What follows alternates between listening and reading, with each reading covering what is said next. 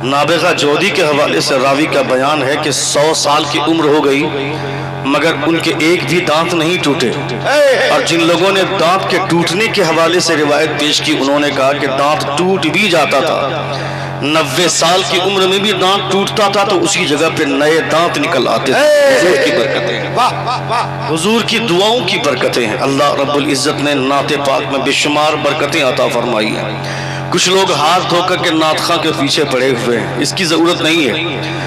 आप महज़ब अंदाज में अगर नातिया शायरी करने वाले नातखानों की इस्लाह करना चाहते हैं तो आप इस्लाह का हक रखते हैं, मगर कभी भी ज़बान में कोई ऐसा लहजा या ज़बान में कोई ऐसी नफरत वाली बोली न लाएं जिससे लोग नात पढ़ना ही छोड़ दें। मैं कहता हूँ लोग चौक और चौराहे पर बैठ कर खड़े होकर के गाने गाते हैं, उससे लाख दर्जा बेहतर है कि हुजूर की नात पढ़ रहे हैं। बहुत अच्छा। मुस्तफ़ा जान रहमत सल्लल्लाहु तआला अलैहि वसल्लम की मदद सराई हो रही है। बहुत अच्छे लोग हैं आप सब, अल्हम्दुलिल्लाह। अल्लाह रब्बुल इज़्ज़त आपकी समातों को सलामत रखे। एक बार जोर से पूरा मजमा हाथों को फिजा में लहरा कर कहें या रसूल अल्लाह, या रसूल अल्लाह, और एक बार कहें या हबीब अल्लाह। मैं जो उस शामियाने के नीचे बैठे हुए हैं, मेरे ख्याल से वहाँ पे मैं देख रहा हूँ कि शबनम के कतरे टपक रहे हैं। आप अगर उठ करके यहाँ आ जाएंगे, यहाँ पर भी इंतज़ाम है। बहुत अच्छे लोग हैं अल्हम्दुलिल्लाह, नौजवान बच्चे हैं, सलीक़े वाले लोग हैं अल्हम्दुलिल्लाह। मोहतरम हबीबुल्लाह नूरी साहब की दावत खुलूस मेरे पैरों की जंजीर बनी रही और जब तक नहीं आया हमेशा राब्ते में रहे। मैं उन लोगों से घिन करता हूँ जो लोग दावत ले लेते हैं और उसके बाद आखिर वक्त में बहाने बनाते हैं। यही वजह है कि लोगों का विश्वास उलमा के ऊपर से उठता जा रहा है। लोग अब विश्वास कम करने लगे। ऐसे कुछ बाजारू लोग होते हैं स्टेज की दुनिया में जो सिर्फ और सिर्फ पैसों के पीछे भागते हैं। ख्याल रहे नबी कौनैन सल्लल्लाहु अलैहि वसल्लम फरमाते हैं कि मोमिन चाहे हर जुल्म कर सकता है मगर मोमिन वादा खिलाफी नहीं कर सकता है जो सच्चा मोमिन होगा। ये मुस्तफ़ा जान रहमत सल्लल्लाहु तआला अलैहि वसल्लम की ज़बान है। मैं इतना यकीन के साथ कहता हूँ कि किसी एक आदमी पर जलसे को डिपेंड कभी मत कीजिएगा कि वो आएगा तो जलसा होगा। ख्याल रहे लिफाफे का साइज 50,000 का हो चाहे 1 लाख रुपये वाला लिफाफा हो, उससे कोई मतलब नहीं है। जलसा लिफाफों की वजह से कामयाब नहीं होते।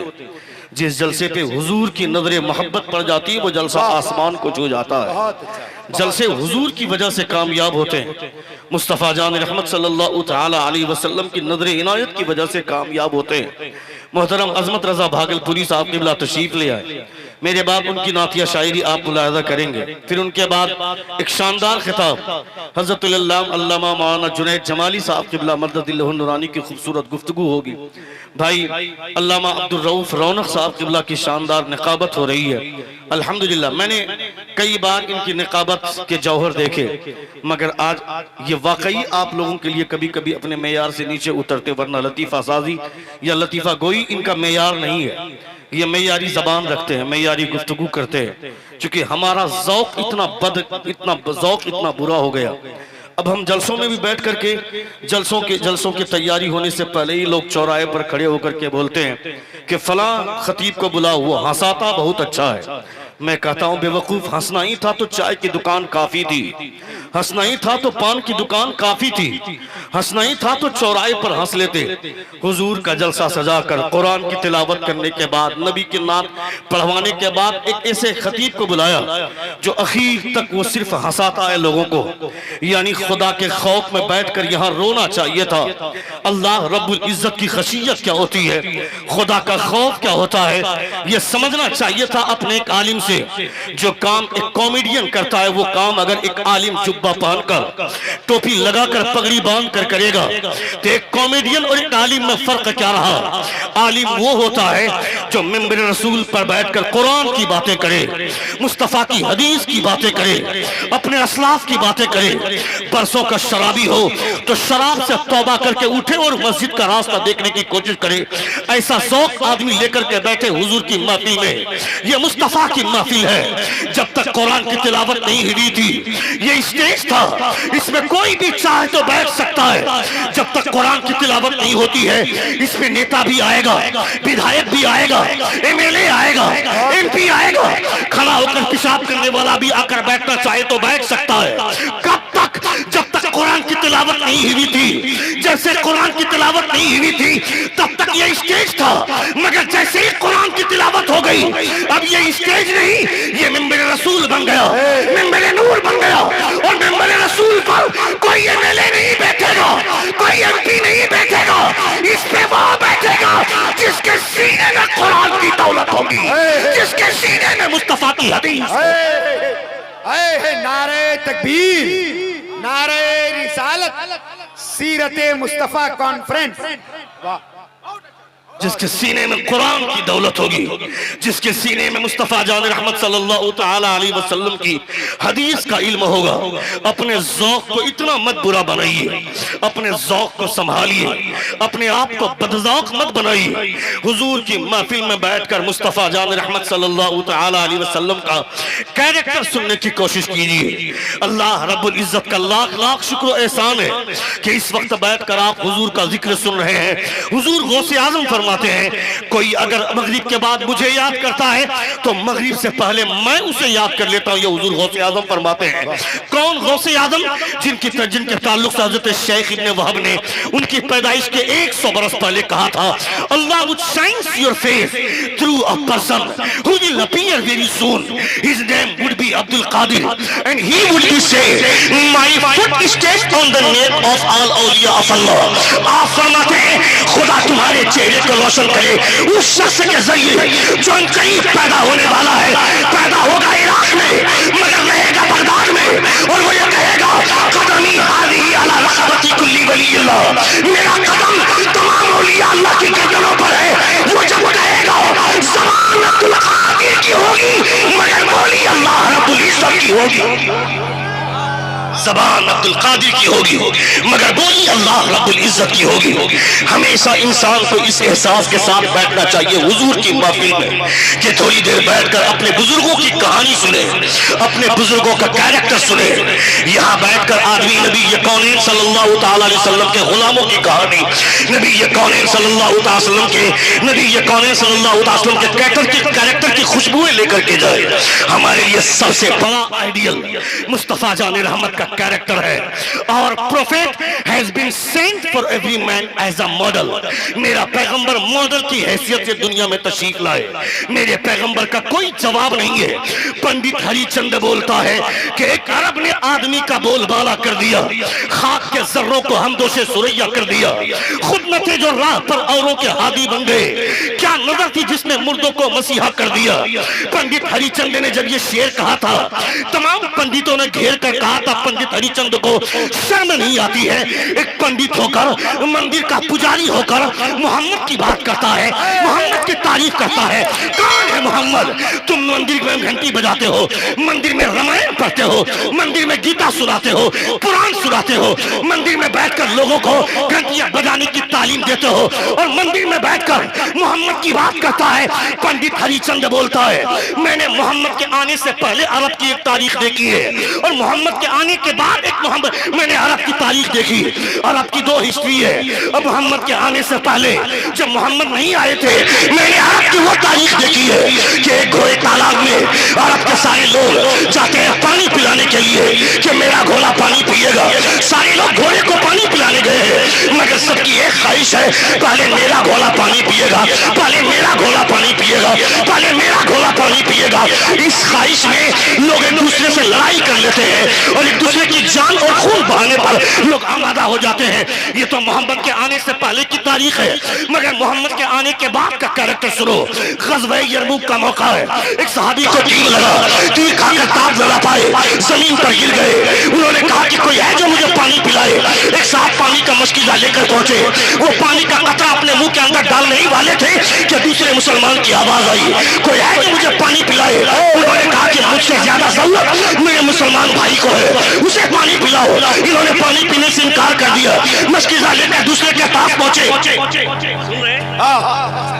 बहुत अच्छा सुन रहे हैं आप जी? कितने लोग सुन रहे? हाथ अगर कहे या रसूल अल्लाह, या रसूल अल्लाह, और एक बार कहे या हबीब अल्लाह। पानी का मशकिजा लेकर दूसरे आदमी के पास पहुंचे तो तीसरी आवाज आई, कोई है जो मुझे पानी पिलाए। उसने भी दूसरे आदमी ने इनकार कर दिया कि मुझसे ज्यादा जरूरत मेरे मुसलमान भाई को है, पानी उसे पिलाओ। जब तीसरे आदमी के पास पहुंचे चौथी आवाज आई तो तीसरे आदमी ने इनकार कर दिया कि मैं बीमार, मैं तंदुरुस्त था, मगर वो मेरा मुसलमान भाई बीमार होने के बावजूद हुजूर की मोहब्बत में मैदान जंग में आया है, उसे पानी की ज्यादा जरूरत है। पानी का मशकिजा लेकर चौथे के पास पहुंचे तो पांचवी आवाज आई, पांचवे के पास पहुंचे तो छठी आवाज आई, छठे के पास पहुंचे तो सातवीं आवाज आई, सातवें के पास जब पहुंचे तो उनकी जान निकल गई। लौटकर छठे के पास आए, ये भी इंतकाल कर गए। लौटकर पांचवे के पास आए तो इनकी भी रूह निकल गई। लौटकर चौथे के पास आए, ये भी शहीद हो गए। लौटकर तीसरे के पास आए, ये भी लिखाया चलकर लब्बैक कर गए। लौटकर दूसरे के पास, इन्हें भी जिंदा ना पाया। लौटकर पहले के पास आए कि इनकी भी रूह कब्र से उस शरीर से परवास कर गई। पंडित हरिचंद बोलता है, तुमने समझा नहीं, वहां पानी पिलाने के लिए, घोड़े को पानी पिलाने के लिए खून बहाया जाता है, मगर मोहम्मद ने कौन सा पानी पिलाया था कि एक मुसलमान अपनी जान को देना गवारा कर सकता है, मगर कोई दूसरा मुसलमान प्यासा रह जाए ये गवारा नहीं हो सकता है। अरे नारे तकबीर, नारे रिसालत, मजहब इस्लाम, पैगाम इस्लाम, नारे तकबीर। एक अरब ने आदमी का बोल वाला कर दिया, खाक के जर्रों को हम दोषे सुरैया कर दिया, खुद नते जो राह पर औरों के हादी बन गए। क्या नजर थी जिसने मुर्दों को मसीहा कर दिया। ये मोहम्मद सल्लल्लाहु तआला अलैहि वसल्लम की बात, यानी तुम जिस नबी का कलमा पढ़ते हो, तुम्हारे नबी की तारीफ दूसरे मजहब के लोग जो मंदिरों में जाकर घंटी बजाते हैं, मंदिरों में जाकर रामायण और गीता पढ़ते हैं, वो तुम्हारे नए पैगंबर की तारीफ करते हैं, वो तुम्हारी नबी का चर्चा करते हैं। और तुम चाय की दुकान पर बैठकर धोनी ने कितना स्कोर किया, तुम पान की दुकान पर बैठकर सलमान खान की इस बार कौन सी फिल्म आने वाली है, ये जो लुच्चागिरी करते हो, ये जो बलुआगिरी करते हो चाय की दुकान पर, पान की दुकान पर बैठकर, न हमें शर्म आती है न हमारे बच्चों को शर्म आती है। कौन है वो धोनी, कौन है वो सलमान खान, कौन है वो मोहम्मद कैफ, कौन है वो ज़हीर खान, वो तुम्हारा नाम तक नहीं जानते, मगर मदीने में एक इंसान रहते हैं मुस्तफा जाने रहमत, तुम उन्हें याद करो न करो, 24 घंटे मुस्तफा तुम्हें याद किया, 24 घंटे 24 आवर्स और prophet thinking about us. Mustafa जाने रहमत हमारे बारे में सोचते हैं, नबी यकौन हमारे बारे में सोचते हैं। इतनी शानदार महफिल सजाने का मतलब और मंशा ही यही है कि लोग आए, सिर्फ मेरी बेटियों की शादी में बिरयानी खा करके या मेरी बहन की शादी में आकर बिरयानी खाकर हाथ पहुंचते हुए चले भी न जाए, बल्कि ये भी जानिए कि मैंने जिस बहन की शादी का तय किया है, मैंने जिस बेटी की शादी तय की है, ये शादी हुजूर की सुन्नत है। मुस्तफा फरमाते हैं, निकाह मिन सुन्नती फमन रगीब अन सुन्नती फलैसा मिन्नी, निकाह मेरी सुन्नत है और जिसने मेरी सुन्नत से एराज किया वो मेरी जमात से बाहर है। ये हुजूर फरमाते हैं। मैं तुमसे पूछता हूँ, मुसलमानों के घर में शादियां हो रही है, मुसलमानों के घर में निकाह हो रहा है, मगर उस निकाह के जितने भी रसूमात हैं उन तमाम रसूमात को सिवाय इजाबो कबूल छोड़ करके बताओ तुम्हारी कौन सी रस्म इस्लामी है, तुम्हारा कौन सा तरीका इस्लामी है। तुमने जो तरीका अपनाया है इस तरीके पे घिन आनी चाहिए तुमको। ये हिंदुवाना रीति रिवाज, यानी शादी तय होने से पहले ही एक लड़की को देखने के लिए जाते हैं 10-15 लोग। इन 10-15 लोगों को लड़की देखना जायज है क्या? ये लड़की देखना जायज है क्या तुम्हारे लिए? चाहे वो गांव का चौधरी हो, चाहे लड़के का बापा हो, चाहे लड़के का बड़ा अब्बा हो, चाहे लड़के का चचा हो, चाहे लड़के के खालू हो, ये जितने लोग जाते हैं उस लड़की को देखने के लिए और उस लड़की को तैयार करके सामने बैठाया जाता है कि आओ देख लो सालिम, ये जो चौधरी बन के गया है लड़की देखने के लिए, ये तेरे लिए जायज है क्या? हुजूर आला हज़रत ने फतवा रज़विया में लिखा है, खबरदार खबरदार ग्रुप की सूरत में लड़की को देखने के लिए न जाओ। वो लड़का सिर्फ देखे जो लड़का शादी करना चाहता है, वो भी इस तरीके पर जाऊंगा, वो भी इस तरीके पर कि लड़की को पता न चले कि मुझे कोई देखने के लिए आया है। ये तरीका इस्लामी है। तुम 10-15 लोग जाते हो, जाकर लड़की तक बिरयानी ठूस लिया, नाश्ता कर लिया, उसके बाद घर जाकर बोलते हैं मुझे समझ में नहीं आया। यहाँ पूछा जाता है अगवा से कि बताओ क्या राय है, कहता है घर जाकर फोन करेंगे जब कोई रिश्ता नहीं करना था, जब कोई रिश्ता नहीं निभाना था, जब उस घर से रिश्ता जोड़ना ही नहीं था, तो कौन सा मुंह लेकर के गया और ठूस कर जाया? कौन सा मुंह लेकर गया और नरेटी तक बिरयानी खा के चला आया? जालिम, जब तू किसी लड़की को ठुकराता है तब तक उस लड़की के सीने पर क्या गुजरता है तुम्हें पता ही नहीं है। इसलिए मेरे नबी फरमाते हैं ये बेटी की शान है, बेटी की इज्जत अल्लाह रब्बुल इज्जत के रसूल ने बढ़ाई है। लड़का को देखने के लिए लड़की वाले नहीं जाते हैं, लड़की की शान ये है कि तुम्हें किसी के दरवाजे पर नहीं, तुम्हारे दरवाजे पर लड़का वाला आएगा। सुन रहे हैं आप? सुन रहे हैं? कितने लोग सुन रहे? जरा हाथ उठाकर कहें या रसूल अल्लाह, और एक बार कहें या हबीब अल्लाह। मुस्तफ़ा जान रहमत सल्लल्लाहु तआला अलैहि वसल्लम की खास महफिल है। उलमाए किराम तशरीफ फरमाया, मौलाना जाहिद साहब किबला और मौलाना गुलाम रसूल साहब किबला, अल्हम्दुलिल्लाह इन तमाम लोगों की सरपरस्ती है और ये तमाम उलमा मेरे नूर पर जलवाबार है। अल्लाह, ये आफ्ताब अदीब साहब किबला, ये तमाम लोग मेरे नूर पर तशरीफ फरमा। अल्लाह रब्बुल इज्जत इन तमाम उलमा का साया हम तमामों के सरों पर तादीर कायम फरमाए। एक बार जोर से कहें या रसूल अल्लाह, और एक बार कहें या हबीब अल्लाह। नबी ये कौनैन सल्लल्लाहु अलैहि वसल्लम का तरीका अपना नहीं। क्या हुआ इस साउंड को? ये स्पीकर, इसका साउंड खोलिए। ये रिटर्न, ये जो आवाज मिल रही है ये अच्छा फील कराता है। हाँ, एक बार जोर से कहें या रसूल अल्लाह, और एक बार कहें या हबीब अल्लाह। ये जो तरीका हम लोगों ने अपनाया है ये तरीका गैर इस्लामी तरीका है। अल्लाह रब्बुल इज्जत फरमाता ला जुनाह अलैकुम फीमा अरदतुम बिही मिन खितबतिन निसा। अल्लाह फरमाता अगर कोई खातून तुम्हें अच्छी लग जाए या कोई लड़की तुम्हें अच्छी लग जाए तो उसे निकाह का पैगाम भेजने में कोई हर्ज नहीं है। उसे निकाह का पैगाम दे दो। 15-20 लोगों को ले जा करके वो बरतू या के टाइम में, एंगेजमेंट के टाइम में वो लड़की को तैयार करके सवार करके ला करके सामने खड़ा किया जाता है, लड़की को बैठाया जाता है। इसमें जिहालत इस कदर सर चढ़कर बोलती है कि कोई मौलवी की भी बेटी हो तो उसे भी अपनी बेटी को तैयार करके मंडप में भेजना मजबूरी है। कोई आलिम की भी बेटी हो तो उसे भी अपनी बेटी को भेजना पड़ता है या उसे अपनी बहन को भेजना पड़ता है। क्योंकि ये जाहिल आवाम, ये बेवकूफ कहती मैंने देख लिया तो क्या हुआ, मेरा दोस्त नहीं पसंद करेगा तो फिर कैसे शादी होगी, मेरा भाई पसंद नहीं करेगा या मेरा बहनोई पसंद नहीं करेगा। जालिम, शादी तुम्हें करनी है, तुम्हारे दोस्तों को नहीं करनी है। शादी तुम्हें करनी है, निकाह तुम्हें करना है, तुम्हारे घर वालों को नहीं करना है। तुम जाकर इजाब और कबूल के वो सारे फार्मूले तुम्हारे साथ होने वाले हैं। लड़की इजाजत देगी उसे इजाब कहेंगे और तुम कबूल करोगे, ये तुम्हारा मामला है। मगर हाँ, अगर तुम अपने घर वालों को देखना नहीं चाहते हो तो अपने घर की औरतों को भेज दो। औरतें जाकर उस लड़की को जाकर के देख ले, उस लड़की को जिस अंदाज से देखना चाहे ये उन्हें इजाजत है। लड़की को लड़की देख सकती है, मगर ये 10-15 लोग जाकर के बैठते हैं और जाकर के उस लड़की को देखते हैं। उसके बाद आकर के कहावत भेज देते हैं या फोन कॉल करके भेज देते हैं कि मुझे ये रिश्ता समझ में नहीं आया। ये बेवकूफी है, ये सरासर हरधर्मी है। ये हमारे समाज में जो गंदगी फैली हुई है इसकी वजह से कि जब जब किसी घर से रिश्ता आता है उस लड़की की धड़कन तेज होने लगती है। वो लड़की का कलेजा धड़कने लगता है कि पता नहीं मुझे पसंद करेगा या मुझे नकार देगा, मुझे पसंद करेगा या मेरे यहाँ खा लेगा, उसके बाद घर जाकर के इनकार कर देगा। लड़की बार बार मरती है और उसके बाद अगर देखकर पसंद भी कर लिया तो देखना छिछोरापन। मेरे पास 4 व्हीलर कार होनी चाहिए, मेरे पास बाइक होनी चाहिए, मेरे पास 2 लाख रुपए का बैंक और बैलेंस होना चाहिए और खूब पटाखे फोड़ेगा।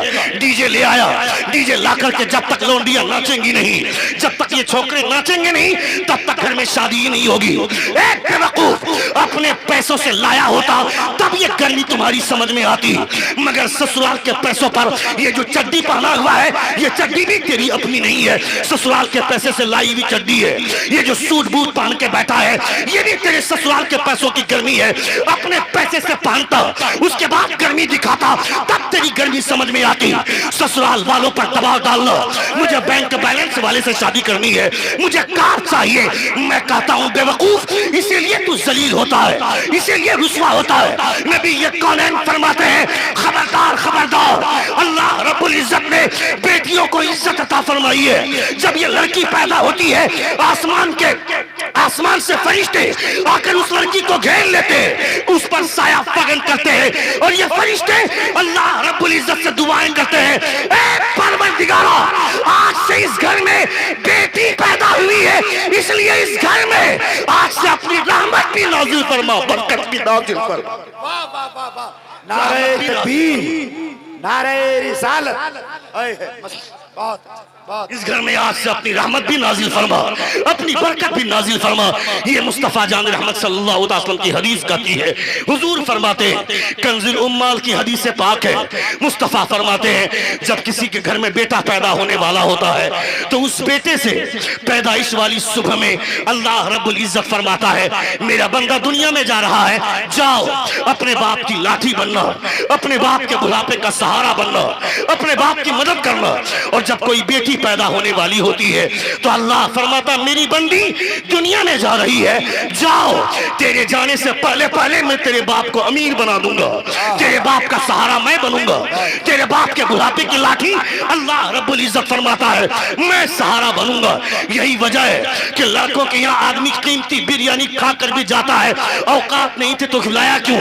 इतने सारे लोगों को बुला लिया, एक तिनका नहीं रख पाया दांत खोदने के लिए, रुमाल नहीं रख पाया, बिरयानी खा लेता है, उसके बाद 50 तरह का ऐब निकाल करके चौराहे पर जाकर बात करता है। और जब लड़की के यहाँ आता है, नमक कम हुआ या हल्दी ज्यादा हो गई या खाना जल गया, फिर भी चौराहे पर आकर बात करता है, छोड़ दो बेटी का बाप है। ये इज्जत कहाँ से मिलती है? ये वकार कहाँ से मिलता है? लाखों रुपए खाने के बावजूद भी बेटों को वो वकार नहीं मिलता है जो बेटी के बाप को मुस्तफा जान रहमत की वजह से इज्जत मिलती है। वाह वाह, जिंदाबाद। ये इज्जत और सरबलंदी सिर्फ और सिर्फ मुस्तफा जान रहमत की वजह से। मगर हमने अपने समाज में जो छिछोरेपन का मुजाहरा किया, काला कलूटा लड़का चुचुंदर की तरह दिखने वाला लौंडा भी बोलता है मुझे गोरी चमड़ी चाहिए, मुझे गोरा चमड़ा चाहिए। मैं कहता है बेवकूफ, क्या करेगा गोरी चमड़ी को? उसका गाल धोकर पिएगा क्या? गोरी चमड़ी के तलाश में परेशान रहता है। तुम्हें तो ये कहना चाहिए था मुझे ऐसी लड़की चाहिए जो लड़की खूबसूरत हो या ना, उससे कोई मतलब नहीं है, मुझे वैसी लड़की चाहिए जो नमाज रोजे की पाबंद हो, मुस्तफा की हदीस पर अमल करने वाली हो। तुमने नहीं देखा क्या हजरत इब्न सजा किरमानी है, सुन रहे? बोलो थोड़ी देर, कितने लोग सुन रहे? जरा हाथ उठाकर कहें या रसूल अल्लाह, और एक बार कहें या हबीब अल्लाह। हजरत शेख इब्न सजा किरमानी जिन्होंने अपनी बेटी से पूछा था कि मेरी बेटी तुझे लड़का कैसा चाहिए था, पहली बात तो आज के डेट में पूछा नहीं जाता है, लड़की से पूछना चाहिए था, लड़की से पूछा नहीं जाता है। जब ये कौन पूरी दुनिया की बेटियों पर इख्तियार था मुस्तफा को। मुस्तफा जिस मुसलमान की बेटी का निकाह जिस मुसलमान लड़के से करना चाहे, यह मुस्तफा को हक था, मुस्तफा को इख्तियार था। मुस्तफा जाने रहमत किसी का भी निकाह किसी के साथ भी करवा सकते हैं। हुजूर को दुनिया की तमाम मुसलमानों की बेटियों पर अधिकार हासिल था। उसके बावजूद मुस्तफा ने जब अपनी बेटी हजरत फातिमा का निकाह करना चाहा हजरत अली से, हजरत फातिमा के सामने जाकर हुजूर फरमाते हैं या फातिमा इन्ना अली यज़कुरु की, ए फातिमा अली तुम्हारा तज़किरा करता है। इशारे के जरिए मुस्तफा ने इजाजत ली। शरीयत की बोली ये कहती है, शरीयत की इस्तिलाह के ये कहती है, अगर लड़की ने इनकार कर दिया तो बाप को फैसले पर नजरसानी करना चाहिए, और अगर लड़की खामोश रहती है तो उसकी खामोशी उसकी रजामंदी की दलील समझी जाएगी। और सुकूत कर रजा, उसकी खामोशी उसकी रजामंदी की दलील समझी जाएगी। हजरत फातिमा खामोश रही, मुस्तफा जान रहमत ने राय ले ली। पहली बात तो आजकल पूछा नहीं जाता है, और अगर पूछ भी लिया जाता है, ये बेवकूफ और आवारगी की जिंदगी गुजारने वाली ये बेहुदा लड़कियां बोलती हैं मुझे दाढ़ी वाले से शादी नहीं करनी है, मुझे दाढ़ी वाले से शादी नहीं करनी है। अपने बाप को बोलती है, अपनी माँ से बोलती है, पूछ उस कुत्ती से दाढ़ी वाले से शादी नहीं करेगी क्यों? बिग बॉस जाना है, क्यों सिनेमा हॉल जाना है, बिग बाजार घूमना है, अपने शौहर के साथ लौंडियाबाजी करना है, ये सारे तमाशे उस लड़की के सपने में होते हैं। मैं तुमसे कहना चाहता हूँ, अगर शादी से पहले अगर तुम्हें एक निकाह, अगर तुम्हें कोई खानदानी लड़की चाहिए, एक ऐसी लड़की जिसको तुम बीवी बनाना चाहते हो, अगर मुझे जानना चाहते हो कि वो नेक बीवी मिले, मुझे अच्छे कैरेक्टर की बीवी मिले, तो शादी से 2 महीना पहले चेहरे पे दाढ़ी सजा लो, इसलिए कि दाढ़ी वाले को हर लड़की पसंद नहीं करेगी। वो लड़की पसंद करेगी जिसके सामने फातिमा का कैरेक्टर होगा, जिसके सामने हजरत आयशा का किरदार होगा, हजरत खदीजा का कैरेक्टर। जिंदाबाद जिंदाबाद। दुनिया का सबसे खूबसूरत चेहरा, दुनिया का सबसे खूबसूरत चेहरा वो चेहरा है जिस चेहरे पर दाढ़ी सजी हुई है।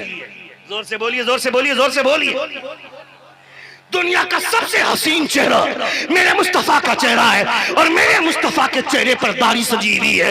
हजरत शेख सादी शिराजी फरमाते हैं, बलगल उला बिकमालिही कशफत दुजा बिजमालिही, he reached the highest place by his perfection, he removed the darkness by his beauty।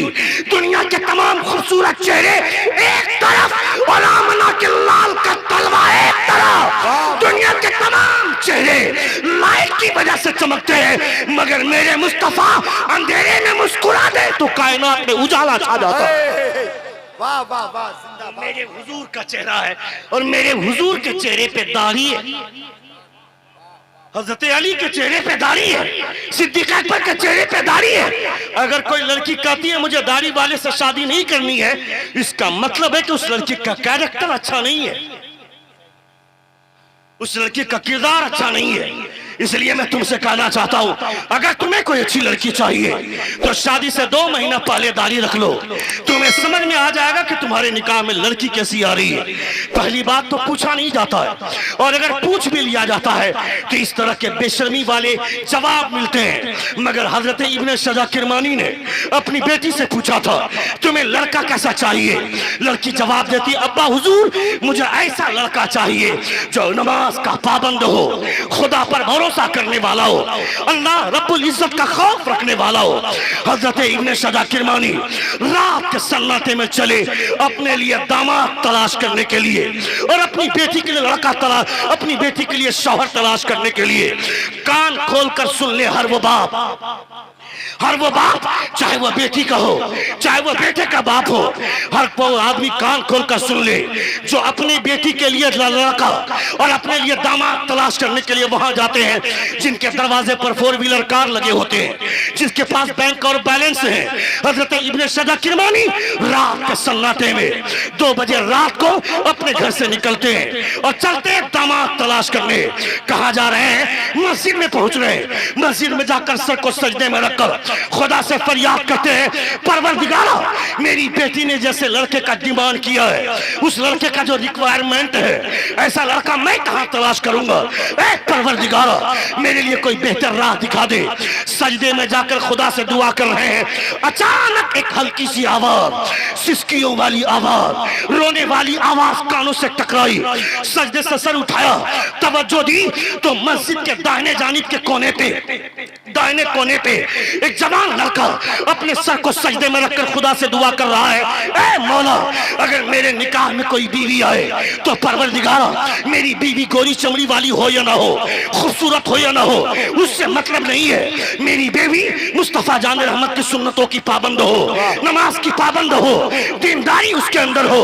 ये सुना हजरत इब्ने सजा किरमानी ने उस जवान की पीठ थपथपाई और कहा, उठ जा, खुदा ने तेरी दुआ कबूल कर ली है, तुझे जैसी बीवी चाहिए, मेरी बेटी को वैसा शौहर चाहिए। जोर से बोलिए, जोर से बोलिए, जोर से बोलिए। तकरीर में नारा नहीं लगाते हैं आप लोग? तकरीर में नारा नहीं लगता है? नारे तकबीर, नारे रिसालत, सीरते मुस्तफा कॉन्फ्रेंस। एक बार जोर से पूरा मजमा अपने दोनों हाथों को फिजा में लहराकर कहें, या रसूल अल्लाह, और एक बार कहें, या हबीब अल्लाह। रात के सन्नाटे में हजरत इब्ने सजा किरमानी मस्जिद के कोने में जाकर उस नौजवान की पीठ थपथपाते हैं और कहते हैं, उठ जा, खुदा ने तेरी दुआ कबूल कर ली है, तुझे जैसी बीवी चाहिए, मेरी बेटी को वैसा शौहर चाहिए। उस नौजवान को बुला कर लिया, इधर मेरी तरफ तवज्जो दे, कॉन्सेंट्रेट, लुक एट मी, मेरी तरफ तवज्जो दे। जो बात मैं बताना चाहता हूँ, जो समझाना चाहता हूँ, मेरे पास इतने शॉर्टकट में जन्नत नहीं है। जन्नत मेरे बाप की नहीं है कि मैं कह दूं कि एक मर्तबा सुभान अल्लाह बोलो जन्नत में चले जाओगे, एक मर्तबा माशाअल्लाह बोल दो जन्नत में चले जाओगे। मेरे बाप ने जन्नत नहीं बनाई है। आदमी पूरी जिंदगी इस ताक में रहता है, इस ताक में रहता है। पीर साहब आ गए, तलवार चाटने लगे कि पीर साहब जन्नत दिला देंगे। एक बेवकूफ, वो पीर भी जन्नत में जाएगा कि नहीं, कोई गारंटी नहीं है। फिर किस बुनियाद पर अपनी माँ से 2 साल से रूठा हुआ है? मेरी माँ से 2 साल तक मेरी बात नहीं हो रही है, मेरे बाप से 2 साल से जबान बंद है, बातचीत नींद बंद है। मैं अपनी बीवी को लेकर अलग कमरे में रहता हूँ, शहर में किराए के मकान पर रहता हूँ। मेरी बीवी को मैं रसगुल्ले खिलाता हूँ, रसमलाई खिलाता हूँ। मेरे बाप ने सुबह का नाश्ता किया कि नहीं, मेरी माँ ने दोपहर का खाना खाया कि नहीं, मेरे बाप ने रात का डिनर किया कि नहीं, उसकी फिक्र नहीं की हमने उसके बारे में सोचा नहीं। और पीर साहब आ गए, तलवार चाटने लगे। खबरदार खबरदार, अगर माँ बाप नाराज हैं, जिंदगी भर पीर का तलवार चाटता रहेगा, कोई जन्नत मिलने वाली नहीं है। इसलिए कि हुजूर ने ये नहीं फरमाया कि जन्नत पीर के कदमों के नीचे है। मुस्तफा फरमाते हैं जन्नत पीर के कदमों के नीचे नहीं, तुम्हारी माँ के कदमों के नीचे है। वाह वाह वाह वाह वाह। जन्नत तुम्हारी माँ के कदमों के नीचे है। रात के सन्नाटे में और 5 से 10 मिनट सुने, एक बार जोर से कहें या रसूल अल्लाह। आपने तकरीबन 50 मिनट की गुफ्तगू आपने मेरी सुन ली है, 45 मिनट की गुफ्तगू आपने सुन ली है। 35 पर मैं बैठकर खुतबा शुरू कर चुका था और अभी 20 हो गया। 35 मिनट की गुफ्तगू, 50 मिनट की गुफ्तगू आपने सुन ली है और 5 से 7 मिनट की गुफ्तगू मुलाहिदा करें। एक बार जोर से कहें या रसूल अल्लाह, और एक बार कहें या हबीब अल्लाह। रात के सन्नाटे में हजरत इब्ने शजा किरमानी उस नौजवान को आकर के उठाते हैं, कहते उठ जा, तेरी दुआ को खुदा ने कबूल फरमा लिया। उस नौजवान को ले गए और उस नौजवान की शादी करवाई हजरत इब्ने शजा किरमानी ने अपनी बेटी से। निकाह हो गया, सुनिएगा, निकाह हो गया। निकाह के बाद हर लड़की की ख्वाहिश होती है जब शबे ज़ुफ़ाफ़ का मौसम सजता है, जब सुहाग की रात होती है, ये सुहाग रात जिसमें दो जिस्म का मिलन होता है, दो रूहों का इत्तिसाल होता है, दो जिस्म कुर्ब के मंजिलों से हमकिनार होता है, वो सब है, वो रात है। हर लड़की चाहती है कि मेरा शौहर मेरे करीब आएगा, मेरी घूंघट उठाएगा, मगर वो एक रात गुजर गई, लड़की इंतजार में रही, लड़का करीब नहीं गया। दूसरी रात का मौसम आया, लड़की इंतजार करती रही, लड़का करीब नहीं गया। तीसरी रात आई, लड़की इंतजार करती रही, लड़का करीब नहीं गया। नहीं, एक हफ्ता गुजर गया, नहीं साहब 1 महीना गुजर गया। जब 1 महीने का अरसा गुजर गया, लड़की अपने बाप से कहती अब्बा हुजूर, अगर मेरी ख्वाहिश के बारे में सोचना ही नहीं था, मेरी ख्वाहिश की तकमील नहीं करनी थी, तो फिर मुझसे राय क्यों मांगी थी? आपने मुझसे पूछा, मैंने अपनी राय दी, मुझे ऐसा लड़का चाहिए, मगर आपने ऐसे लड़के से मेरी शादी करवा दी जो शादी का मतलब ही नहीं जानता है। शादी का मकसद कसरत उम्मत में रसूल पाक मुस्तफा की उम्मत में ज़्यादती, यही तो शादी का मतलब है। शादी का मकसद है, निकाह का मतलब है कि नबी की उम्मतियों में कसरत से इजाफा हो, मुस्तफा जान रहमत की उम्मत में कसरत से तादाद बढ़े। यही निकाह का मकसद होता है, यही निकाह का मतलब होता है। मगर आपने ऐसे लड़के से मेरी शादी करवा दी जो निकाह का मतलब नहीं जानता है। इब्ने शजा किरमानी ने अपने दामाद को बुलाया और ये कहा, अगर तुम शादी के लायक नहीं थे, शादी का मतलब नहीं जानता था, मेरी बेटी की जिंदगी से खिलवाड़ क्यों किया? मेरी बेटी की जिंदगी तुमने बर्बाद क्यों किया? 1 महीना गुजर गया, अब तक तुम मेरी बेटी के करीब नहीं गए। वो जवान बोलता है, खुदा ने आपको दौलतें बहुत ज्यादा दी है, इन दौलतों में से कोई दौलत हराम की भी होगी, हलाल की भी होगी। आपकी बेटी की परवरिश आपके घर में हुई है, आपकी बेटी के पेट में हराम का भी लुकमा गया होगा, हलाल का भी लुकमा गया होगा। और हुजूर फरमाते हैं हराम लुकमे का असर 40 दिन तक रहता है, तब तक उस हराम लुकमे का असर बाकी रहता है, जब तक लगातार 40 दिन तक उसे हलाल न खिलाया जाए। आपकी बेटी की परवरिश आपके घर में हुई है, नहीं मालूम उसके पेट में हराम के कितने लुकमे गए, इसलिए मैं अपनी बीवी को 40 दिन तक हलाल लुकमा खिलाऊंगा ताकि हराम लुकमे का असर चला जाए। उसके बाद जब मैं अपनी बीवी से मिलूंगा तो मेरी जो औलाद होगी वो बदकार नहीं होगी, मुस्तफा का वफादार पैदा होगी। नारे तकबीर, नारे रिसालत, पैगामे इस्लाम, मजहबे इस्लाम। हराम के एक लुकमे का असर 40 दिन तक रहता है। वो नौजवान बोलता है, हमारा तो पूरा खानदान ही हराम खा रहा है, हमारा तो पूरा मोहल्ला ही हराम खा रहा है, हमारे समाज का क्या होगा, हमारे घर का क्या होगा, हमारे माहौल का क्या होगा, जहाँ पे हराम की बुनियाद पर आदमी उड़ता हो, हराम की दौलत की बुनियाद पर स्टाइल मारता हो, रोजाना गाड़ी बदल रहा है। ऐ जालिम, तेरे बाप का पैसा है क्या? रोजाना गाड़ी बदल रहा है, रोजाना बाइक बदल रहा है, रोजाना मोबाइल बदल रहा है। ये जो दूसरों के मोबाइल से दूसरों के एटीएम चोरी कर करके दूसरों के पैसे को हड़प करके अपने अकाउंट में पैसे डालकर ये हराम की जायदाद जो तुमने जमा किया है, ऐ जालिम, ये तेरे बाप का पैसा नहीं है। किसी गरीब ने अपनी माँ का इलाज करवाने के लिए रखा था, किसी ने अपनी बहन की शादी करवाने के लिए रखा था, किसी ने अपने बाप के इलाज के लिए रखा था, मगर तुमने उसके साथ जो हरकतें की है इसकी वजह से तेरे घर में हराम का माहौल पैदा हुआ। खबरदार खबरदार, ये जो हराम की कमाई पर स्टाइल मारता है, दम है तो हलाल कमाकर मोबाइल खरीद, दम है तो हलाल की रोजी कमाकर गाड़ी बदल, दम है तो हलाल की रोजी कमाकर अपनी बाइक बदल। जो हराम के, मैं हलाल हराम की बिरयानी से हलाल की रोटी का टुकड़ा बेहतर समझता हूं। जिंदाबाद जिंदाबाद, अल्लाह अकबर, या रसूलुल्लाह, जिंदाबाद। मुझे नहीं मालूम कि यहाँ का माहौल क्या है, मुझे नहीं पता। मुझे तो बहुत सारी जगहों से लोग दावत देते हैं, तो दावत देने के बाद ये पहले ही कॉल मेरे पास चला जाता है। अभी कुछ ही दिन पहले गिरिडीह के इलाके में, गिरिडीह और मधुपुर के बीच में एक इलाका है, मैं नाम नहीं लूंगा, वहां से दावत गई थी मेरे पास। दूसरे दिन फोन जाता है कि मौलाना साहब को बोल दीजिए, मुफ्ती साहब को बोल दीजिए, एटीएम के खिलाफ नहीं बोलेंगे। ऐ जालिम, हराम की बातें मेरे मुस्तफा ने 1400 साल पहले बयान कर दी है, मैं आज नहीं बोलूंगा। तू कौन होता है रोकने वाला? तेरे 10,000 के नजराने से मेरी रोजी चलती है क्या? तेरे 15,000 के नजराने से मेरे घर का चूल्हा चलता है क्या? तुम्हारा चूल्हा हराम की बुनियाद पर टिका हुआ है, हम लोगों का चूल्हा हराम पर नहीं, हलाल की बुनियाद पर टिका हुआ। बहुत अच्छा, बहुत अच्छा। इसलिए हमें इसकी कोई फिक्र नहीं है, हमें इससे कोई फर्क नहीं पड़ता है। मगर मैं ये कहना चाहता हूँ, अपने समाज में जो फिजा बंदी, जो हलाल कमाई की फिजा होनी चाहिए, ये फिजा बनाएगा कौन? ये हम ही लोगों में से लोग होंगे कि कोई तो अपने सब समाज को समझाए। नबी ये कौन सल्लम का दीन समझाने के लिए, मुस्तफ़ा की शरीयत को समझाने के लिए कोई जरूरी नहीं है कि बड़ी सी टोपी हो, बड़ी से पगड़ी हो, वो बड़ा सा जुब्बा हो, ये कोई जरूरी नहीं है।